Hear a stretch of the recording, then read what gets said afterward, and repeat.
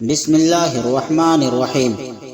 حضرت عروہ نے کہا، مجھ سے عمر ابن عبداللہ نے کہا، رسول اللہ صلی اللہ علیہ وسلم نے فرمایا کہ جب سورج کا اوپر کا کنارہ طلوع ہونے لگے تو نماز نہ پڑھو یہاں تک کہ وہ بلند ہو جائے، اور جب سورج ڈوبنے لگے اس وقت بھی نماز نہ پڑھو یہاں تک کہ غروب ہو جائے۔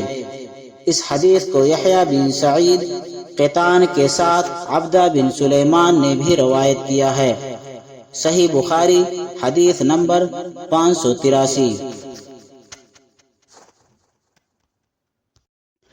بسم اللہ الرحمن الرحیم۔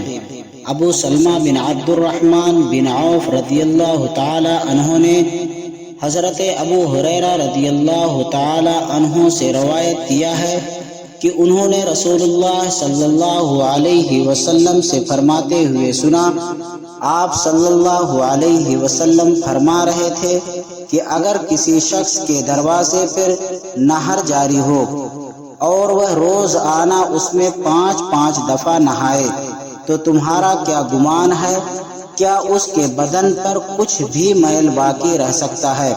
صحابہ نے عرض کیا کہ نہیں یا رسول اللہ، ہرگز نہیں۔ آپ صلی اللہ علیہ وسلم نے فرمایا کہ یہی حال 5 وقت کے نمازوں کا ہے کہ اللہ پاک ان کے ذریعے سے گناہوں کو مٹا دیتا ہے۔ صحیح بخاری حدیث نمبر 528۔